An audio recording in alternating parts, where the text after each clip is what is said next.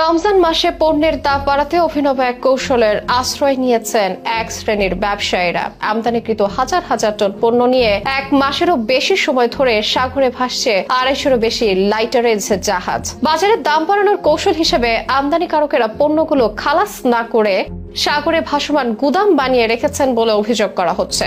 তথ্য অনুযায়ী 269টি লাইটারেজ জাহাজে কয়েক লাখ টন পণ্য গত এক মাস আগে খালাস করা হলেও সেগুলো অভ্যন্তরীণ বাজারে আনা হয়নি।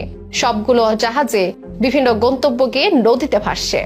কি কি পণ্য আছে এসব জাহাজে, এসব পণ্যের দামই বা বাড়াতে কি ভাসমান গুদামের আশ্রয় নিল ব্যবসায়ীরা? এগুলোর বিরুদ্ধে কেন কোনো ব্যবস্থা গ্রহণ করা সম্ভব হয়নি? এসব পণ্যের দাম বাড়াতে কি ভাসমান গুদামের আশ্রয় নিল ব্যবসায়ীরা? এগুলোর বিরুদ্ধে কোনো ব্যবস্থা গ্রহণ করা সম্ভব কিনা সেসবের বিস্তারিত জানাবো বিশেষ এই প্রতিবেদনে।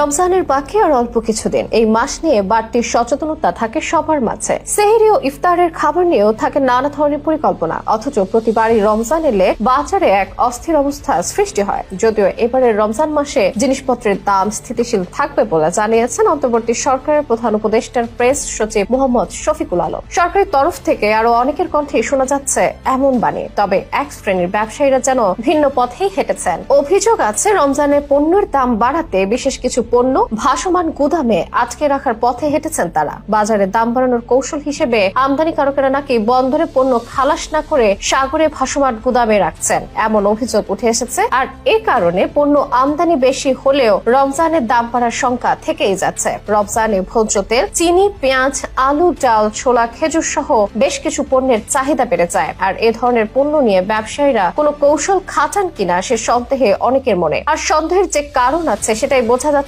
সাম্প্রতিক এই খবরে। খাদ্য পণ্য সরবরাহ সংকটের অজুহাত দেখিয়ে মূল্য বৃদ্ধি সে পুরনো ফন্দি আসছে একটি অসৎ ব্যবসায়ী মহলটি খাদ্যপণ্য খালাস না করে বাজারে সরবরাহ সংকট সৃষ্টি করে বাড়তি মুনাফার পায়তারা করছে। আমদানি করা পণ্য নিয়ে চট্টগ্রাম বন্দরের বহির্নোঙরে 1.5 মাস ধরে ভাসছে 250-এরও বেশি লাইটার জাহাজ। অথচ পণ্য খালাসের সময় লাগতে পারে সর্বোচ্চ 8 দিন। এতে একদিকে যেমন বাজারে পণ্যের সরবরাহ চেইন বিঘ্নিত হচ্ছে, অন্যদিকে পণ্য বোঝাই জাহাজগুলো অলস বসে থাকায় বড় জাহাজ থেকে পণ্য লাইটারিং এর কাজ ব্যাহত হচ্ছে। বিশ্লেষকদের মতের ভিত্তিতে জানা যায় সংশ্লিষ্ট আমদানিকারকেরা রমজানকে সামনে রেখে দাম বাড়ার অপেক্ষায় জাহাজগুলোকে নিরাপদ গুদাম বানিয়ে আটকে রেখেছে। সচরাচর বিভিন্ন সময় গুদামে প্রশাসনের অভিযান পরিচালিত হয়, পণ্যের অবৈধ গুদামজাতকরণের জন্য জরিমানা হয়, ঝুঁকি থাকে। কিন্তু জাহাজে এসবের ঝুঁকি থাকে না। সাগরের জাহাজে কোনো অভিযান পরিচালিত না হয় আমদানিকারকেরা দাম বাড়ানোর এ কৌশল খোঁজেন বলেও অভিযোগ করা হয়। জাহাজে কোনো পণ্য থাকলে তার নামে আমদানি হলেও কাজের কাজ আসলে কিছুই হয় না।